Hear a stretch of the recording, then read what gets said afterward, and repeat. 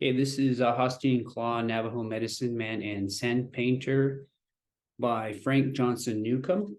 Again, this is chapter 10, The Education of a Medicine Man.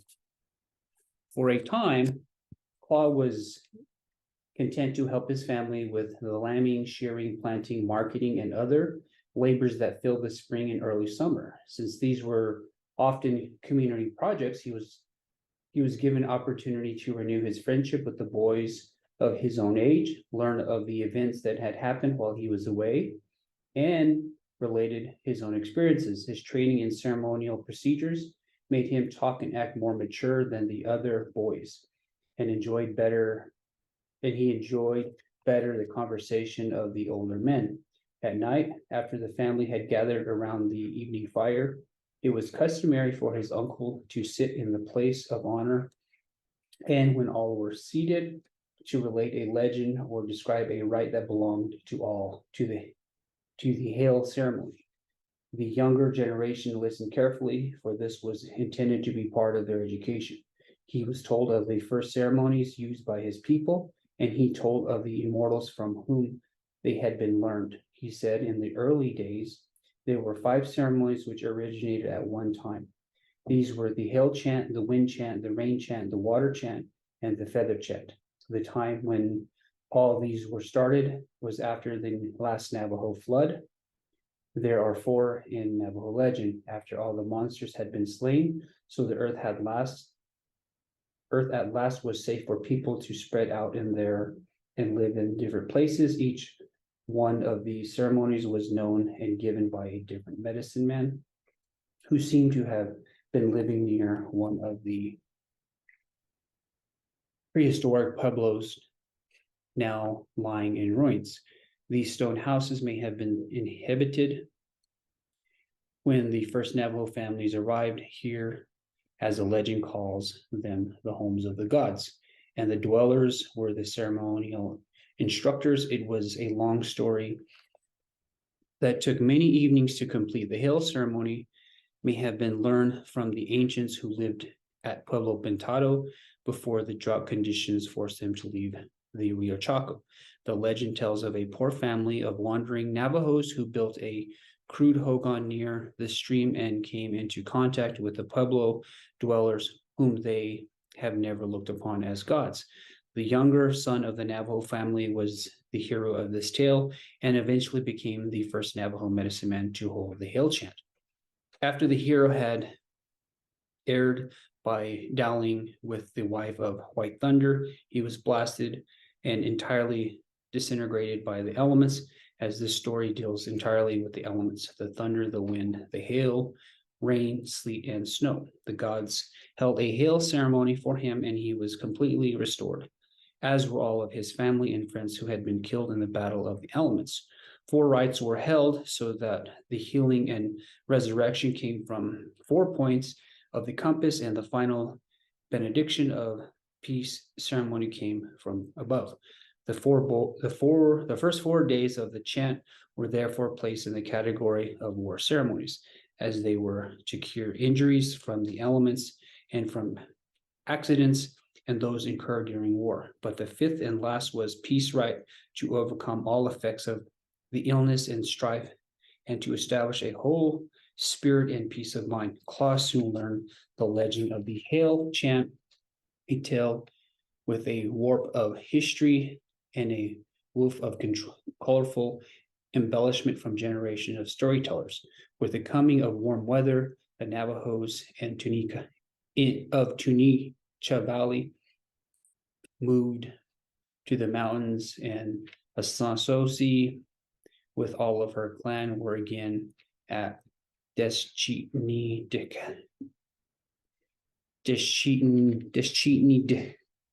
Kana. Now was the time to card spin and dye wool for weaving rugs.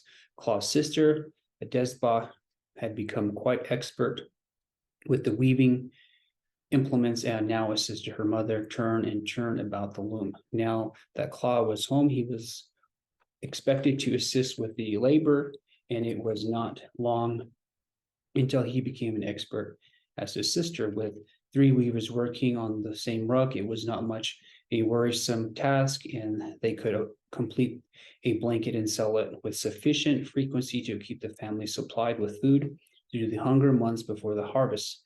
These rugs were very special. Weave, smooth and finely patterned reflecting what Sanssouci had learned from her Hopi relatives who excelled in fine weaving and intricate design for ceremonial purposes. All weaving halted, however, when the Navajo families moved to the cornfields. There they were busy at other tasks, and the looms were taken down and stored in the hogans. While the autumn ceremonial season arrived, Klah helped his uncle hold several hail chants, taking charge of more and more of the rite ritual. Where his uncle's eyesight was failing, it was only by the sense of touch that the uncle could determine the difference between his prayer sticks and his feathered wands. And a helper always had to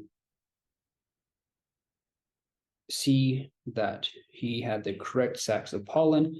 As for the sand paintings, he instructed Klah in painting them on buckskin so they could be spread out for the sand painters to copy. In doing this for his uncle, Klah was able to memorize all aspects of this chant, and when many of the sketches were varied with the older chanter, Klah had them in mind at the end of the season.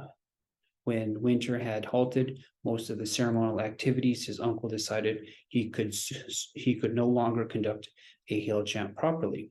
And now that Klah had it well memorized, he would retire and his nephew could carry on. He gave Klah all of his medicine bundles, prayer sticks, rattles, and other equipment except the ones that contained his own spiritual magic, and these he kept to use occasionally and have buried with him when he died. However, no older medicine man has ever relegated to obscurity. He is still the possessor of spiritual power and knowledge, which gains strength with each passing year. So it was not Klah who conducted contact when a hail chant was desired. It was the older man, but always in Klah's present. When the ceremony started, the old chanter was always there, enthroned on a roll of sheep pelts and blankets with his rattle, his little buckskin bags of pollen, his jish, and his prayer plumes. As Klah went through the ceremony, the uncle accompanied every rite and chant with voice and rattle, and when it was finished, he was the one who received payment in sheep or silver. This is promptly divided with Klah according to previous agreement. Klah told of the first ceremony he held under the guidance of his uncle, but depending entirely on his own memory. The patient was a boy about 9 years old who had been herding his flock of sheep in the foothills among scattered juniper and pinon trees when a heavy black cloud swept across the sky and rain came pelting down. He herded the sheep under the wide-spreading branches of cedar, and when it commenced to hail, he crawled under a tame ewe. Lightning struck the cedar tree, killing 2 of the sheep and knocking him unconscious. When the storm was over, his father found him and took him home. Although he regained consciousness and did not seem to be injured in any way, he could not talk. Of course, his parents thought that the hail, rain, and lightning spirits were angry with him and had taken away his speech as punishment for something he had done that did not please them. They did not know which ceremony should be held to cure the child, so they called a well-known diagnostician to hold a trance rite to determine the best chant they could have. The medium told them to have a hail ceremony sung over the boy to propitiate the angry spirits, who could then restore his speech. Klah and his uncle were engaged to hold a 5-day and night ceremony with all of the boy's relatives and friends as helpers. Klah brought the herbs, pollens, and medicine bundles. The uncle brought the prayer plumes, incense, and the fumigant. 3 small sand paintings and 4 large ones depicting the hill people and wind people, the rain, the cloud, lightning, and rainbow were made. Prayers and pollen were offered these characters to gain their goodwill. The boy was given a herb fusion sprinkled with pollen and treated with the sacred medicine bundles. On the last day, his body was painted with rainbow arcs, and he was given incense to inhale. As he was leaving the ceremonial hogan, he spoke for the first time, "I am all right now. Yat-eh, yat-eh, yat-eh." After the uncle's death, Klah was the only chanter on the reservation who knew the complete hail ceremony.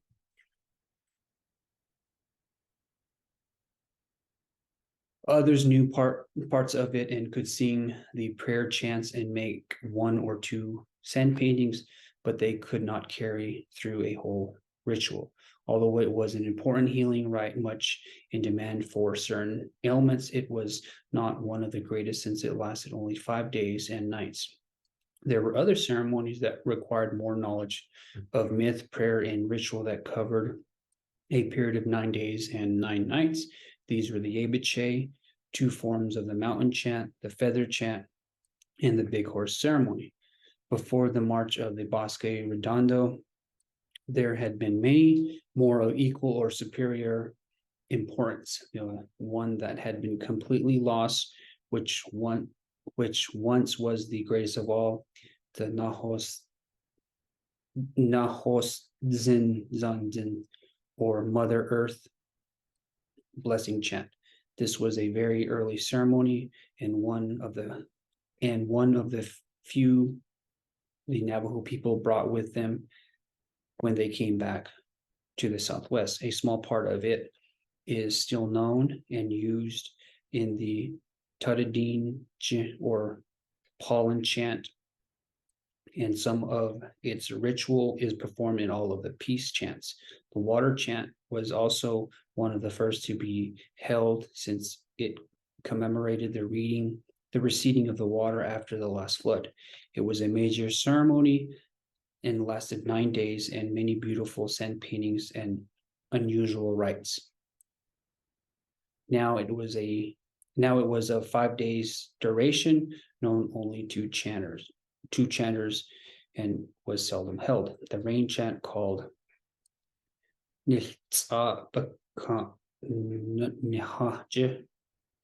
which had been a companion of the hill chant, had disappeared, but many of its rites, prayers, and sand paintings were now used in other ceremonies. Navajo ceremonialism never again reached the magnificence of the years before the coming of the white soldier. Many other ceremonies had been abandoned and forgotten.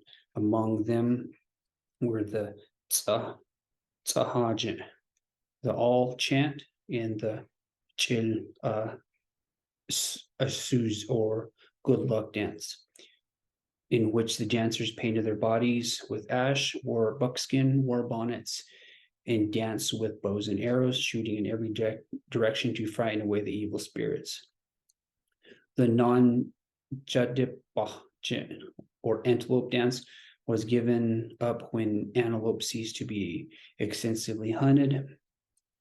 And the Kenal, or shoe or legging ceremony, was dropped when the Navajos gave up wrapping their legs with buckskin in the manner of the Puebloans and started wearing red deer hide shoes.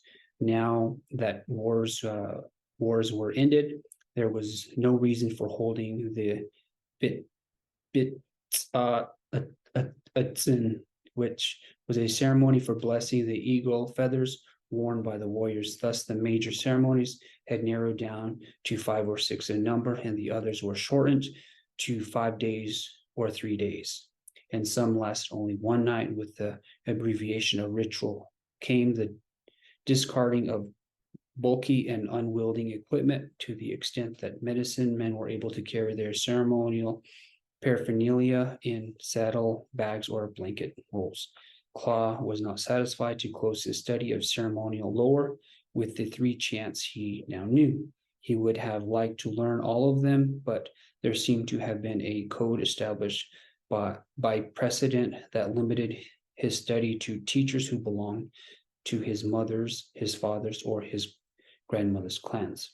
This was no great restriction, for Narbonne's large family had provided him with many great uncles and aunts, among whose numerous children were to be found a wide variety of medicine men. I noted one unusual circumstance. All of those chanters were shamans of the cultural or peace chants, and none performed the war chants, the shooting ceremony, or the evil dispelling rites. The Apache wind chant can be classified in the last category, but it was Apache and not Navajo. Many members of Klah's family held a conference to determine which of the major chants he should undertake to learn next. His grandmother's second husband had been named Hosteen Begay and lived in Giegas Wash near the base of Herfino Peak. He and his brother Bareface had been famous medicine men who sang the mountain chant, which was more commonly known as the bear ceremony because it was customary to lead a live bear cub through a certain part of the ritual. The brother had been trying to tame a good-sized bear to use in these rites, when the bear turned on him and clawed a long chunk of flesh from the side of his face. This wound eventually healed, but there had been no flesh transplanted, and the skin had pulled back, leaving cheekbone and teeth exposed. I have this description from Richard Dick Simpson, who it was an early trader and owned a post near this peak. Hatkathi Bareface was a terrible sight. Children screamed when they saw him for the first time, but he lived for years, and his two brothers taught the male mountain chant to two of their nephews who became well-known medicine men. However, no one tried to include live bears in the ceremony, deciding that bears pictures in sand would serve the purpose just as well and not be half as dangerous. One of these nephews, Hatali Nez, had married Assosi's cousin and asked that Klah come and live with them to learn his chant, the ceremony, and the myth. He was eager to have 3 or 4 boys as neophytes so that his ceremony would not be lost when he grew old, and because he could demand a good price from the parents of the boys for their training. Since the ceremony lasted 9 days and nights, the hundreds of chants, many long prayers, and several elaborate sand paintings, it would take the boys 3 or 4 years to memorize it. To make the learning more difficult, it was held only in the fall after the bears had hibernated, and was so expensive that few Navajo families could afford it. Thus, the boys did not have a chance to witness it often. The only way they could learn it was to live with the medicine man's family, listen to the bear myth, and join the prayer chants during the long winter evenings around the Hogan fires. The sand paintings were taught to them, not in their complete forms, as that would bring bad luck when there was no ceremony in progress, but figure by figure, the symbol by symbol, with the instruction. This was for the center of the painting, and this figure is in the east, or white was color of the north, and blue belonging to the south, or the rainbow guards 3 sides, but the eastern opening is guarded by 2 bears. And so from November until March, Klah remained at the home of this medicine man, helping with the work wherever needed, and giving his full attention to memorizing the Zilkaja Bakaja or bear chant. Early in March, Klah strapped his bundle belongings to the back of his saddle and rode home to help with the spring work. His share of the family flock numbered now above 100 sheep, and he owned several horses. Property rights, even those of babies and children, are strictly observed in any Navajo family, although payment is generally expected for any extra expenses. Klah's parents took a sheep now and then as payment for their care, and when the wool was sold, Klah paid for his own ceremonial education. He remained with his family all summer, for the mountain home among the trees was cool and pleasant. Again, he helped his mother and sister with the weaving. He enjoyed forming the intricate design, but he never attempted the carding or spinning, which was strictly women's work. In late fall, he returned to the home of Katkatli Nez to continue his studies and gain a and again he remained until spring. And during this time, the ceremony was held twice on different parts of the reservation, and the boy students helped with all of the small details. One of the other boys was older and stronger than Klah, but was jealous of his ability to memorize the prayers and the hundreds of chants. He began to say mean things to blame Klah for everything that went wrong. Klah was not timid, but he refused to quarrel with anyone, and the next fall he did not go back. He had studied long enough to memorize the entire ceremony, but not long enough to earn any of the medicine articles belonging to this chant. He never made any attempt to collect the necessary paraphernalia for these rites, and he never offered to act as helper to a medicine man who was holding this chant. Years later, however, when I asked him to relate the myths and the rituals to help me in drawing the sand paintings, he went through the entire ceremony without hesitation, so he had not forgotten. Even though 20 years had passed, this fall, while attending 9-day Yebiche ceremony in Crystal Springs, Klah became acquainted with the chanter, Hatkali Nakloi, who was conducting the chant and who was discovered was a member of the Ye'edene clan, which was the clan of his great-grandfather, Chief Narbona. They immediately traced a relationship, and Hatkali Nakloi, lightning chanter, asked Klah if he would care to be his helper and study the Yebiche ceremony under his tutelage. Klah thought of the cave he had found in the Arizona cliffs and the figures of immortals he had seen painted on the walls. He thought that perhaps the discovery was an omen indicating that this was the ceremony he should choose for his life's work. His parents were pleased with his decision. Nakloi was a prominent and well-liked medicine man throughout the entire reservation. He had gained his name because of his good nature and his pleasant expression. He was seldom angry, and when he was, and even when he was, did not vent his ire on those with whom he came in contact.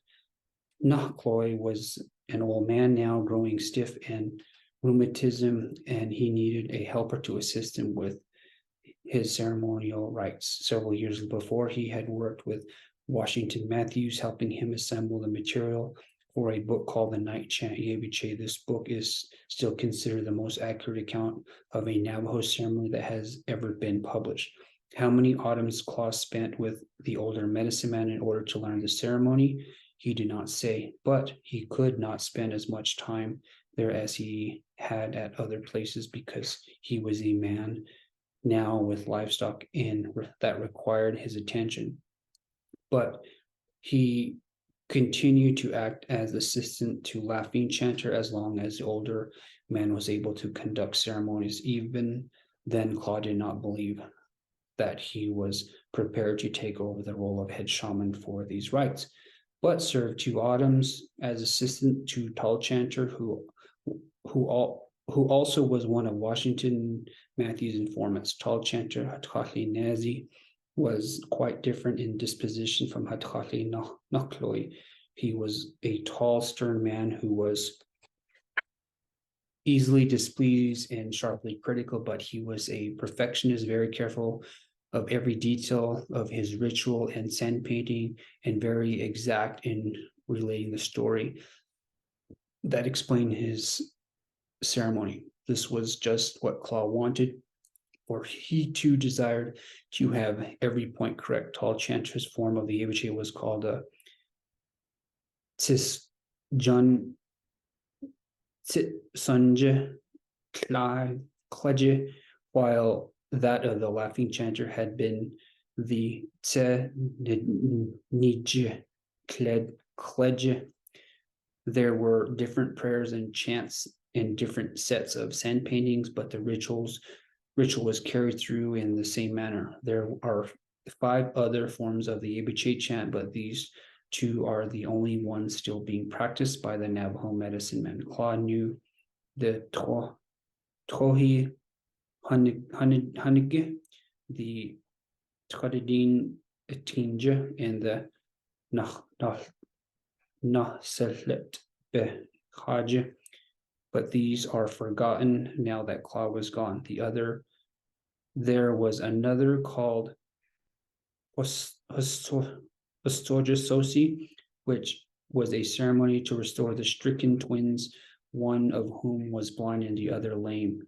Because of this first ceremony that was held in the Canyon de Chelly, so all following performances were held in the canyons. Klah never studied this form of the Yebiche, but he knew the myth and the herb medicines that were used. Altogether, Klah studied 26 years before holding his first Yebiche as its leading chanter. But this did not mean he completed his education on the subject. If he heard of any chanter who did the rites differently, he immediately went to learn his way and his songs and prayers. When he held his first ceremony, he asked all critics to watch for errors, as there were none. He was an accredited Yebiche chanter, but it was not until 1917 that he attained his highest degree. That concludes Chapter 10 of Hosteen, Klah, Navajo Medicine Man, and Sand Painter by Frank Johnson.